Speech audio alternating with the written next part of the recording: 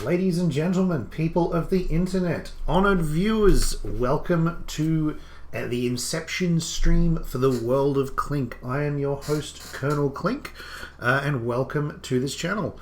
So, what is this channel? This channel is a gaming channel. I am a long-term gamer. I've been gaming since the late 80s, and I really enjoy video games. But I also enjoy role-playing and miniature war games and everything, so this channel will be a bit of a look at various different aspects of gaming that I don't think are often covered as much on other channels. So it's going to be a few different things, but otherwise it's going to be a gaming stream. We'll do some Let's Plays, we'll do some streams, we'll also just do some video uploads like this one. So today is an Inception stream. I figured we'd go right back to the start and look at a very early classic game that I think is one of the best ever made. It's one of the first games I played, and definitely one that I played for a very long period of time.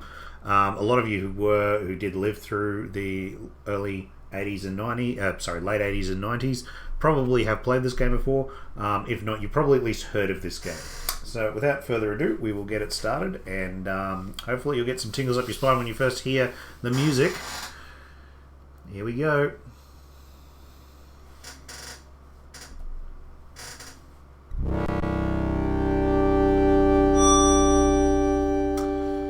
Yes.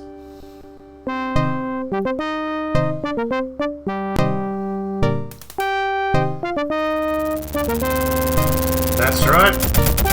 Today we are playing Red Baron. 1990 this game came out. So, as you can tell, it was made by Dynamics. So Dynamics was part of Sierra once upon a time. Sierra, if you don't know, used to be a gaming company, as I do say used to, as it did close down a number of years ago now. Sierra was very well known for making Half-Life. The Dynamics was also known for a number of other games, but is primarily known for Red Baron. It was also known for things like Star Siege Tribes, which is one of the original team multiplayer combat games. A few sort of puzzle games and adventure games as well. Dynamics has also closed down. However, Red Baron has sort of been taken on a little bit by Mad Otter Games, who still own the license to it, and it's still run by the original creator. So, welcome to Red Baron. If you've never played this game before, this is Red Baron. The graphics, I admit, have dated a little bit, but they're still pretty, I consider this still pretty clear. You can still see what it is, you can still see where it's going. And look, I'm going to gush about the menu for a little bit because I actually think this is one of the best amount of options that you'll ever see in a game. So, to start with, what is Red Baron? Red Baron is a World War I fighter simulator. So you'll fly little biplanes and triplanes and monoplanes as well, through the air over the skies of World War I. It's a much slower game than a lot of other fighter games because it is biplanes, triplanes, etc. They're very early in the development of flight, so they're not nearly as swift. There's no missiles or anything like that. You can't even play as a bomber. You can escort a bomber though. So, what options have we got? So, first up, you can dogfight a famous ace. So, part of this thing with this is it's incredibly immersive, and it really focuses on a lot of trying to be as historically accurate as possible. So, if we click here, this has got most of the premier aces of World War I here, and it includes like a photo, a slightly blurry photo these days, and also a full details over who they are, who they were, and also their kill list. Which is wonderful. Yes, this person killed 9 people. This person killed 54. And a description of who and what they did. And of course, you've got the Red Baron himself, Manfred von Richthofen. I probably pronounced that wrong. Apologies if I did. So let's go back. So you can basically go and fight a famous ace straight off the bat. You can also fly a single mission and look at all the different types of missions there are. There are so many different types of missions. You can even make your own missions. It's got a mission editor. Comes with the game. Not an extra or anything. Not a DLC. Comes with the game. Balloon busting, escort bombing, balloon defense, patrolling the front, dogfight, escort a reconnaissance, hunter zeppelin, that is admittedly allied only. Dogfight a famous ace, fly a historic mission, or stop a bombing run. So you've got all different types of things available to you. And in the career menu, you can also play through a full campaign where you can start between 1915 through to 1918, and basically pilot your plane as a new airman with either the Allies or the German armed forces. This is also, I mean, what considered one of the better campaigns around, because it's fully immersive. It focuses you on, you're part of an aerodrome, you're part of a flight wing. As you get up in rank, you can move to different aerodromes and different areas of the front, and missions will change depending on what area of the front you're in. Additionally, you can get injured, you can get imprisoned. Lots of different things can happen over the course of the campaign. It's not super ridiculous amount of events that can happen, but it's a really nice way of playing it. And the better you get, you might actually get challenged by enemy aces, or fly with aces on your own side. So it's got that level of just detail added to it. So we'll probably have a little look at Korea a little bit later, and I'll give you a look at it. View airplanes. So again, this is more just important information. You can even look at the famous aces airplanes. So you can just go in here and look. This is the in-game graphics, and look, I admit they're a bit funny these days. This is on, by the way, a 3440 by 1440 monitor, so it's actually resized the window. I haven't done anything with this. The download that came with the DOS box that came with this just automatically resized this, so it isn't spread out or anything. It's quite nice how they've done it, and it's not playing in some tiny little window, which is great. So yeah, this is what the planes look like. This is one of the very early German aircraft. In my opinion, it's a piece of let's just leave out what I think of it. It's pretty terrible. And then you've got various other ones. Of course, the Albatros D2, one of the very famous plane that you'll see a lot of. The D5A, again, another famous plane which you'll see a lot of. Various bits and pieces. Of course, the Fokker triplane, the DR1. Again, very famous for being the most well-known plane the Red Baron flew. That wasn't actually the one he was killed in. The D7, which is generally considered the best fighter of the war. And again, yeah, you've got a little information down here which will tell you exactly what it is and how it works. I should mention as well, each of these planes will have their individual features brought into the game. So some planes which are badly constructed and have issues with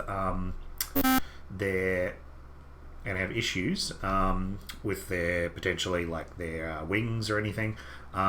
If they break, that you can blow your wings off your plane. And if you've got ones with weakened structure, you've got to be a lot careful flying them. Some planes like the Sopwith Camel have a what's called a rotary engine, which makes controlling them slightly more difficult.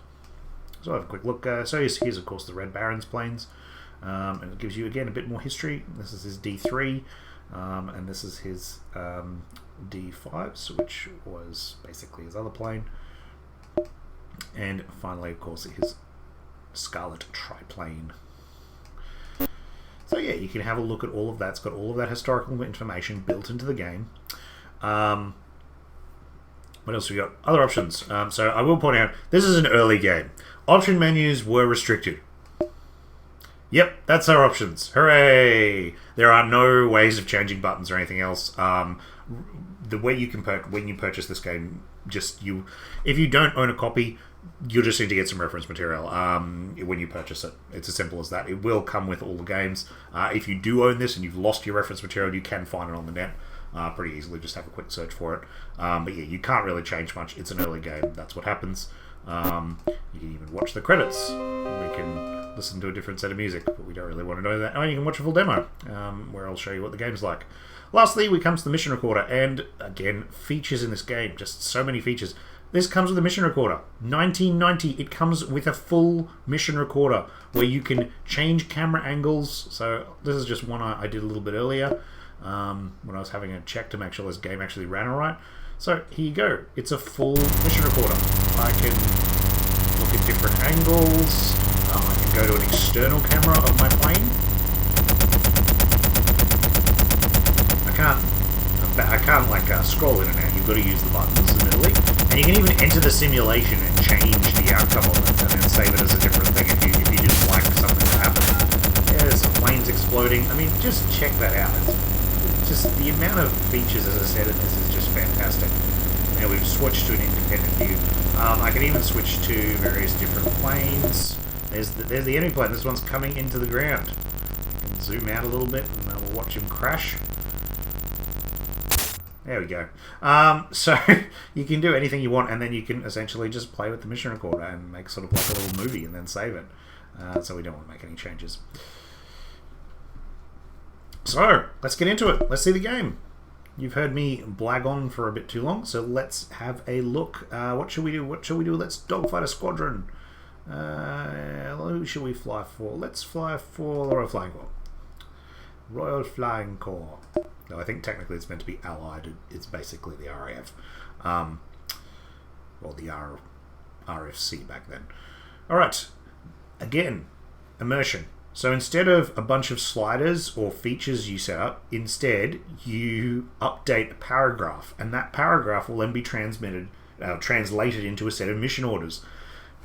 Immersion. That to me is pure gaming immersion. It's one of the reasons I think this game really holds up far better than a lot of other games in its years. I mean, this game is 30 years old next year. Let's be honest. So you can, and it's still got this level of immersion that makes you feel like you are actually a pilot flying these type of planes. So what are we going to fly? We're going to fly. Do I want to dare try the camel? Okay, we'll do the camel. I'm pretty, like, admittedly, I've had a couple of tries of this game recently just to make sure it was working, but I really played it for, like, at most 20 minutes. I last played this game about over 10 years ago, so I'm probably going to suck a bit and die a bit, but we'll see how we go. Flying Albatross, yeah, we'll fly an Albatross over the front, same altitude, sure, sun's at no one's back, but yeah, you can change all of this so you can make very powerful wings, no one's back, partly cloudy. So, let's be happy with all that.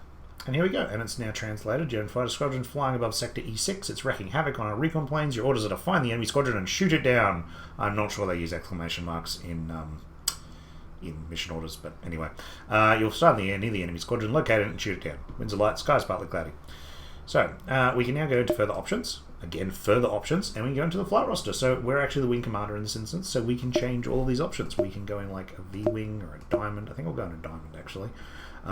We can update now. We can also change again the number of aircraft in our flight if we want to change it, the aircraft, and what type of ammunition we want to use. Incendiary is not really necessary here. It's mainly used for balloon busting missions. And lastly, this is a big one, the realism panel. This is the full, basically the hard difficulty for how this game is played. So when you go through it, these are all your difficulty settings. So if you want to go as a novice, you can click that and it'll automatically set up with what it thinks is going to be, what the game thinks is good for a novice player, what game is good for an intermediate player, and lastly what it thinks is good for an expert player. It doesn't even have mid-air collisions on you. You have to turn that on yourself to make it really difficult.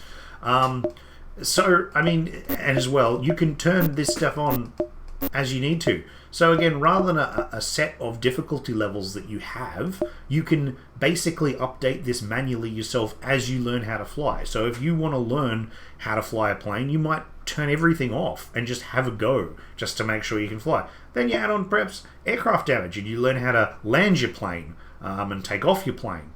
And then maybe you add in a few extra bits like limited fuel and limited ammunition as you're going on missions to sort of get used to that. Then you can start adding stuff like realistic weather, real navigation, and then having to actually navigate your plane normally. Now, I should point out navigation in this game. There is actually a set of maps. I didn't even know these maps existed, so I used to actually work out how to fly based on just compass direction. It is a pain in the neck. Go use the maps. There's maps there. They download with the game. Just use them, please. Don't do what I did. It's a horrible thing. It is horrible trying to learn how the actual map coordinates work. Or using the compass. It is terrible.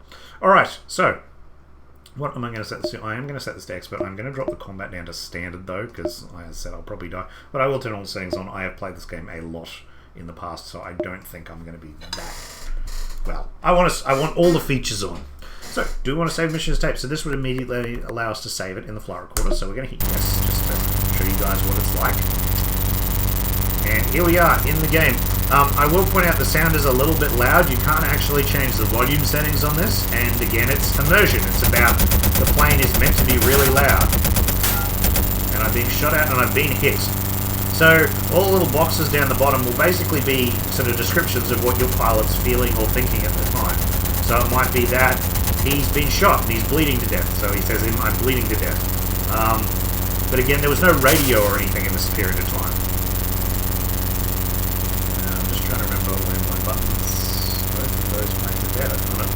still alive. Alright, let's speed up.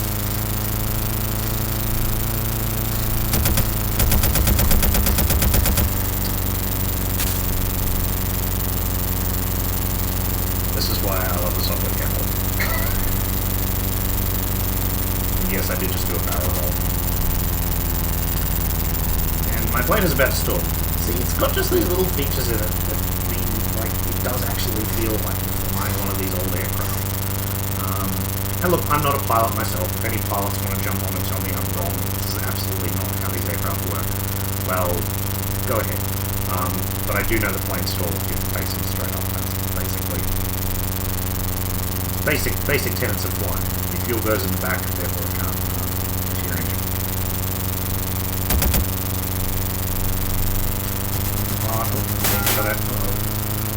See, look up on the top right.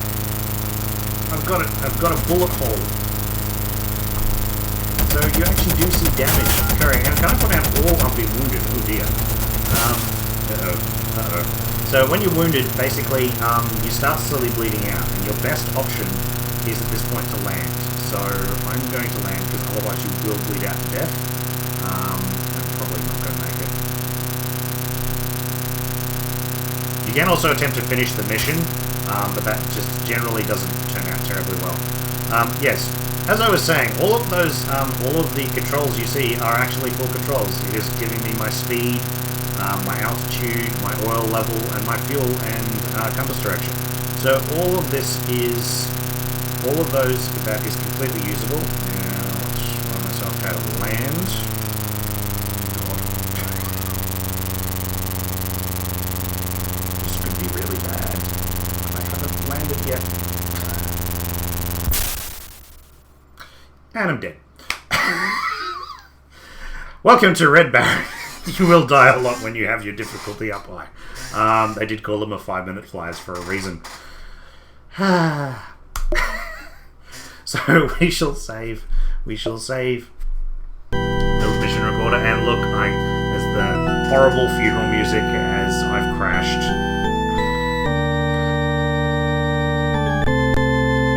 You've crashed, you don't walk away from this wreck. Just to rub it in. You were killed in action, RIP. Some of the enemy fighters were shot down. The mission was a partial success. Wow. Thanks. And now, if we want to, we can go and have a look at our mission. Now, part of the thing of the recorder, I'm not sure what the reason for including the recorder was, except that it's sort of like a cool feature.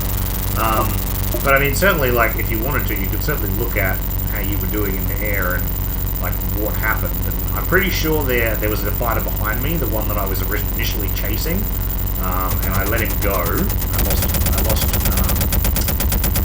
lost sight of him while I was changing my speed. There we go. I know some of you will probably be throwing up at the graphics. I apologize.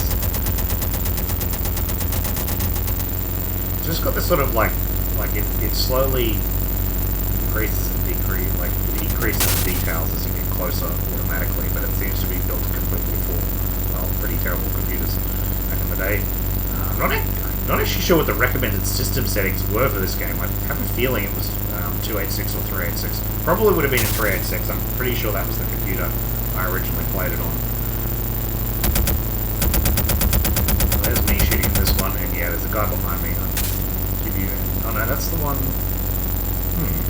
I'm not sure who shot me down. Let's just move forward a little bit. Stop for a second, move that forward. Oh yeah, here he is. So that's where I stalled.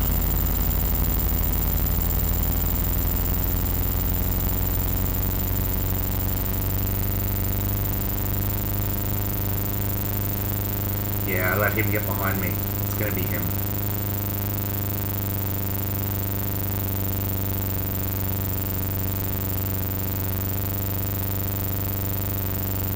I should point out, so I was playing this not actually with a joystick. I was just playing that completely with the keyboard. Joysticks will make things a little bit easier. Not difficult, easier. The keyboard, though, is still perfectly usable. I mean, I played it all the way through multiple times, the campaign mode, using the keyboard. There's nothing really wrong with it, yeah. got me, and he's just matching the speed now and trying to shoot me down. I should point out as well, for people who do play a number of flying simulators, there is absolutely no matching speed or targeting or anything like that. Literally, you point and fire your guns. I'm trying to land, and we'll move it forward a bit further.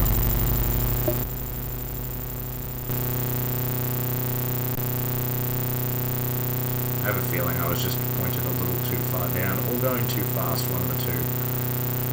Landing is hard. Landing is really hard.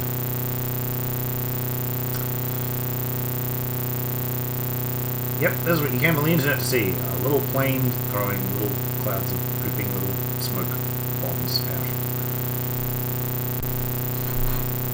Thanks, internet. Yeah, it's going to plow into the ground really hard, isn't it? I seem to recall there was a fast forward option. There we go. Speed it up, get back into the action, and yeah, was pointed a little too far up. You need to sort of slide onto the ground a bit. Still, that's what happens when the pilot is dead. I cannot enter the simulation because the pilot is dead. It even tells me this. It even says you suck. It's just like those little bit. It just tells you stuff that you know. And this doesn't have a tutorial in it at all. It tells you the information of why things happen though. So let's go into the career. Let's have a quick look at the career. I'm probably not going to go on for ages. We shall call myself Colonel Klink. We shall not use P-Van. P-Van is my old name. I'm not using that anymore. It is Colonel Klink. In the middle of the war, Colonel Klink enlisted in the German Air Service. No, early in the war. We're going to do it from the beginning. Been assigned to the Kek Habshim, stationed in St. Michiel. I have probably pronounced that all terribly wrong. I apologise to Germany. And France, possibly. I think St. Michel's actually in France. Or it could be in Belgium. Where's my map? That's Belgium, that's Netherlands, that's France. It's in France. There you go. I apologise to France. Sorry. Yeah, so while we're here, this is the map of the front. And this is where all of the various aerodromes are located. So people who know their World War I history, the front doesn't move much, if at all really. It's generally like a few hundred meters. So the aerodromes remain in place pretty much through the course of the war. You can't win the war or anything. It doesn't work like that. History plays out like it was always intended to. You're really much of a small player on the front. I'm not sure if these... No, the photos appear to be just the same thing. Yeah, the photos are rotating. They're not original photos. I believe these are all accurate aerodromes. So if you're playing the Allies, you can actually go all the way up here and not really do much at all because you're in Britain and really they don't do much. I believe there is actually a mission for bombing across the channel, and I know there's Zeppelin raids as well you get, which when Zeppelins attack Britain, you get to go on raids against them. So anyway, that's the map at the front. So here is Colonel Klink. Look at his beautiful blonde German look. I have no idea if this is an actual German person or whether they just took two guys at the studio at the time and took photos of them and then digitized them and like put on a uniform. I don't even think that uniform's like, is he even wearing that? I think it looks just like a head. Anyway, no massive criticisms from the 90s. I probably insulted someone who actually modeled for this. So this is my pilot. I can fly my next mission. I can look at my squadron. Who's it? What's in my squadron? My squadron. Oh, I've got Udet. Udet is one of the aces here. I don't even remember who Udet is. I have a feeling he survived the war, but I could be wrong. We can look at the map at the front, of course. We can request a transfer. No, we can't because I'm not an Oberlieutenant. I must attain the rank of Oberlieutenant before the German Air Service will accept a transfer request. Once I've got that, however, I can then transfer to whichever aerodrome I want. So if I want to fly with more aces, I can do that. Personal aircraft. So once you get to, in this instance, the rank of Rittmeister, before the German Air Service will provide you with a personal aircraft, you can get a personal aircraft. You can paint it, you can choose whichever aircraft it is, and that becomes your aircraft. You don't, otherwise you are literally just set up with whatever aircraft the Air Force gives you. So I mean, that's not so bad. You generally get the newer aircraft models as they come online. But if you're particularly attached to a type of aircraft, it's best to go with the personal aircraft. You can also view pilot record, which for mine will be incredibly boring. There's a better picture of him. I think maybe it is a person. I'm not sure. Score 0. Yeah. There is a score system in this. I've never really looked up much. Kek Habsheem, which is my squadron name. Sit Mahil. Plane type is none because I don't have a plane. The date is December 1915. Aircraft, balloons, zeppelins, that's the stuff I've shot down. I don't think I'm going to shoot down any zeppelins playing the Germans, but there you go. And backup career. Backup career is basically save your career. I don't think I've ever used the backup career button. Basically, it auto-saves when you return to the main menu. Yeah, look, if you want to save your career because you're really far into the war and don't want to die, that would be the button you hit. Again, I've never actually used it. Anyway, let's fly next mission. Let's see what happens. So what's happening? We're patrolling the front. Many Allied aircraft have been flying over the front. Your orders are to patrol the front and hunt down any Allied aircraft you find. Your mission will begin in the air at F7. Proceed to E4. Engage any Allied aircraft you come across. The winds are still. The sky is overcast. Oh, excuse me. So what does that mean? I'm just going to have a quick drink. Water, the essence of life. So what that means is the sky is overcast, so there's going to be a big cloud layer. You can actually fly through the clouds. The winds are still. Time is dawn. Ooh, it's going to be dark. So, flight assignments. So, I am not the squadron leader in this instance, so I can't change anything. It'll tell me the flight leader. It must be the flight leader to change this. It won't just give me an error. But I'm number 2. There's a regular pilot, and a novice pilot. So, this could be interesting. Realism panel, it is set to intermediate currently. I think that's just an automatic. Yeah. You're probably wondering what these do. So combat level just ups the skill of the enemy pilots. Flight model and I think damage. Flight model changes how flying works. So easy flight doesn't really have much impact from winds and so on.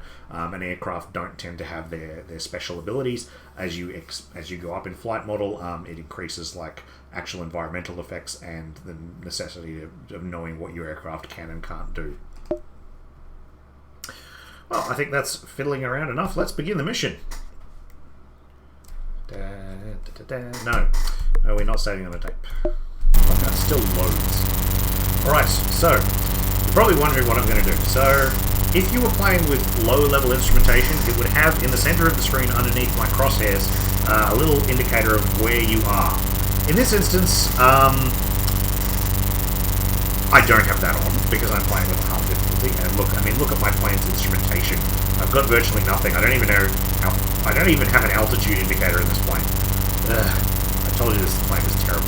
Alright, so what I'm going to do is I'm going to press C, and that will input in time compression. You can play these out fully and just basically fly through it. However, the missions will take sometimes half an hour, sometimes I think 40 minutes is the longer ones. In this case, I'm not going to do that. And I'm just going to hit the time compression button. It will automatically keep you in formation. And here we go. We are go. So that looks like an enemy reconnaissance plane. So if you want a little bit of history while I'm shooting down this plane, or trying not to die is probably more likely the case. So reconnaissance, very early on in the war, planes weren't really used as bombers or anything else like that. That wasn't really the focus of them. Their benefit of flying machines, was to take photos for artillery. So basically they would act as artillery spots. Same thing with balloons we use. We get to balloon busting missions. So a lot of what happened was reconnaissance flights. And that will be a good portion of your game.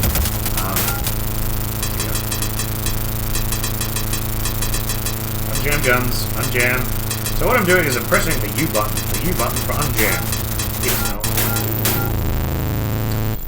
Well, that was a good start. Let's restart that, shall we?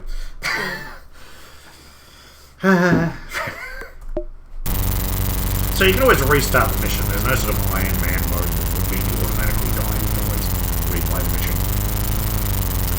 Yeah, so essentially speaking, reconnaissance was one of the major uses of aircraft very early in World War I. And even sort of in the later stages. I mean, it was primarily used for that. Strafing runs, though aircraft did do strafing runs and so on, tended to happen more later in the war as aircraft got faster, more movable. There you go, he's already taken out. So if you're wondering what I'm doing at the moment, I'm clicking buttons on my keyboard to change my speed. Essentially speaking, in a dogfight, you sort of want to get behind enemy fighters. Oh dear. So I'm now the flight leader. That's because my flight leader has just died.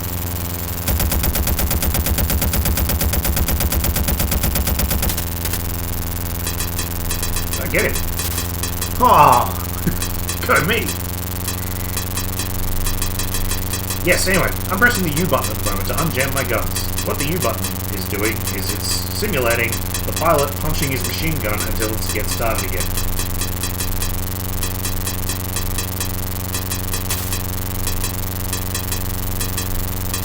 Wow.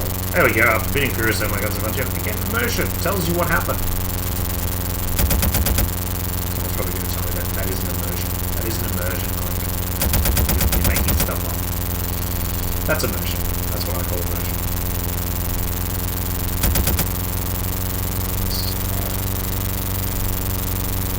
I'm not sure what planes those are. I think they're Newport 13s.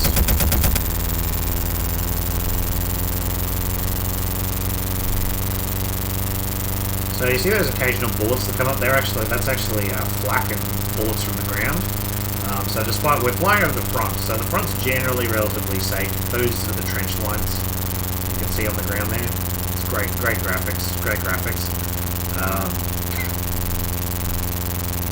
and to think in Australia, this would have cost probably, I think, $70, $80 when it was released at that time.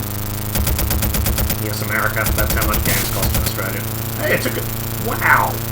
I'm doing so well. More enemy aircraft. Where's the other enemy aircraft? Oh boy.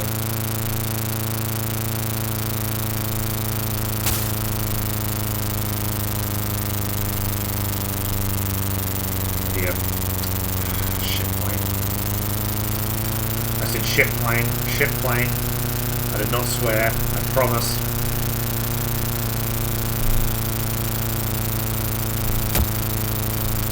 Don't shoot your allies, that's bad. I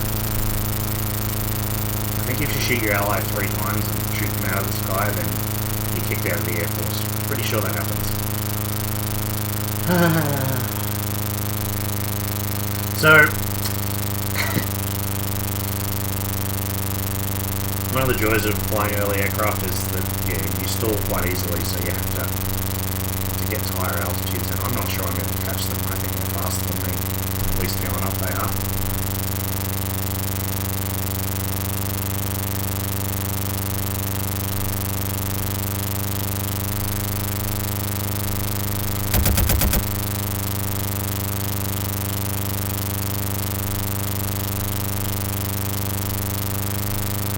So I'm pretty sure that's 2 Allied recon planes, and they are way too fast for me. Well, that was exciting.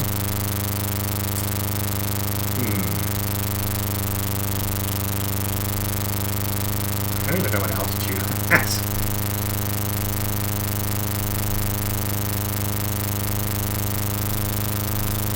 But there is a mountain. Ah, okay. So, here is one of the glorious things of when you're the flight leader, is that you have to tell the thing where to go.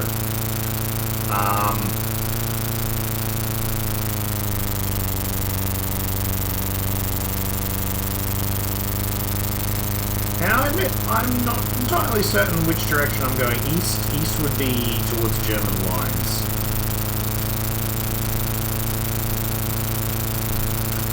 So, because I'm actually recording this, I haven't got my maps open, so I've got no idea where I'm going, and I don't remember how to fly in this, what direction I need to go. Alright.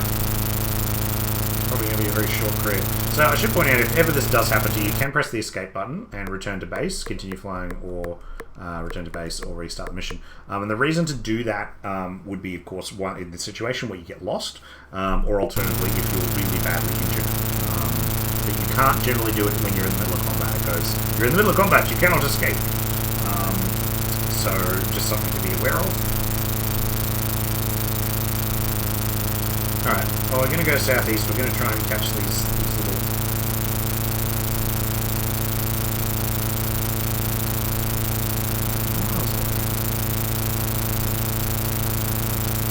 I have finally met their altitude, though. I feel still good.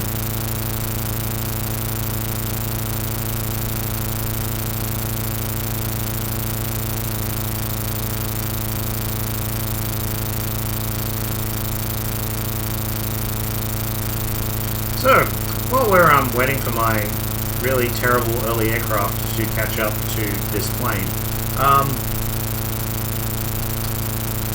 where can you purchase this game? So, as you probably guessed by my accent, I am an Australian, and I found something quite interesting out when I went to purchase this, because I decided to go and purchase it to at least give viewers a bit of an idea of where to find it. I do have an old copy of it, but I figured I might as well just get it with already ready to go. So you can purchase it on Steam, provided you're not in Australia. If you're in the US or the UK, you can purchase it on Steam, I believe, and I think most of Europe you should be able to purchase it. But if you're in Australia, I'm afraid they haven't actually put an amount of dollars for us to purchase it yet. However, they have on GOG. So this is purchased off GOG. It is purchased as the Red Baron pack. And it costs a grand total of, I believe it's $10 US, which translates to $15 Australian. Is it fine to download and everything? Yeah, look, I downloaded it on GOG. It was pretty straightforward. As I said, it's a Red Baron pack, so it actually comes with this and Red Baron 2, also known as Red Baron 3D, because they upgraded it to run on a 3D accelerator card. If you don't know what a 3D accelerator card is, you probably are very young, and congratulations. If you do remember what a 3D accelerator card, you'll know how old that game is. Why am I playing this and not probably the nice and much more pretty Red Baron 2, Red Baron 3D? Because this was the game I played. I didn't play Red Baron 3D much. Again, it's a game I own already. I found it was a bit buggy. Apparently, it is still a little bit buggy, although that's never been fixed. And admittedly, it apparently is a much better simulator. But look, we might look at that a bit later down the track. Am I ever going to catch this thing? Probably not. Try shooting it. Probably too far away. I might hit it. I accidentally hit the pilot like those other two random lucky shots. Yeah, so I'm happy to have a look at it if people are interested. I mean, the graphics are better than this by means, but they're still not anything super flash. But hey, if it means something to people, I would be happy to give the game a try.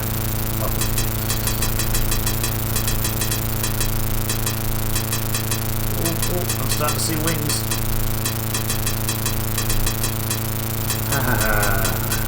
Gotta remember to fire in bursts. Too excited. Too excited about playing Red Baron again.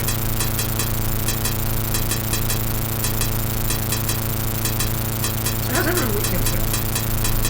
Wait, I'm uploading this on Friday. There's no weekends.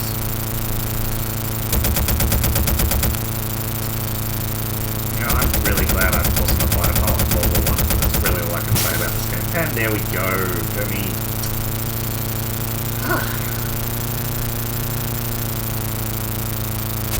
I have no idea where I am. I'm going to go back to base. You land safely at your aerodrome. Oh, look at my scarf. Flight succeeded, shooting down some aircraft. Wow, I was expecting a mission failure because we didn't finish it.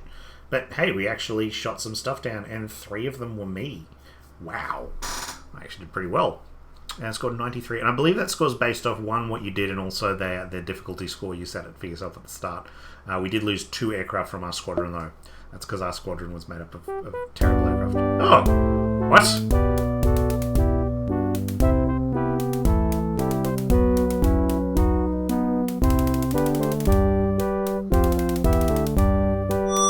I forgot about this. Yes, you get the I completely forgot about this. So you get the medals over the course of the game. For material service to the German Empire, I've recorded the Iron Cross Second Class. Wow. That's actually... That's a pretty high level medal from what I remember. Oh, yeah, it's down here, medals. It shows on my uniform. Oh, I forgot all this. This is so cool. This is so cool. I remember, now I remember now, yeah, if you get the poorly merit on the Allied side, it actually hangs from here. Well, that's cool. I don't even remember what that's for. But anyway, so I'm going to leave this video here now for the moment. So if you enjoyed this, if you like seeing Red Baron played again, and you want to see more of it, maybe even want a Let's Play, please leave a comment down below. If you didn't like this video, you thought it was terrible, you hate my accent, please feel free to leave a comment as well. I'm happy to take any type of constructive criticism. If you really liked this, however, please feel free to hit the subscribe button for the channel. I will be aiming to upload a video each day of various things over the course of the next week, and we're probably going to look at some streaming on Sunday Australia time, so Saturday night, afternoon night for America, and it would be Saturday morning for Britain. Yes, I think that's right. So yeah, if you want to pick up this game, it's in GOG. It's available on GOG or Steam. If you don't already own a copy, $10, $10 to $15. I mean, I think is great for this game. It's got a ton of replayability. Yeah, look, it's old. The graphics are a bit old, but it's still playable. It is still certainly playable. And like Red Baron 3D, if you, I mean, the graphics on that are substantially better. So if you want to play that and prefer that game, that one comes with it as well. And that's actually got a multiplayer element as well to it. So, and I think it's important, the more we support these type of things, the more likely we might get a third one. There was an attempt to make a third one back in 2013. The Kickstarter never actually got very much. I only heard about the Kickstarter after it failed. So it's, yeah, I mean, that's the type of things would happen with these older games that sort of get forgotten a bit. So yeah, everyone, have a good weekend. This is Colonel Klink signing off.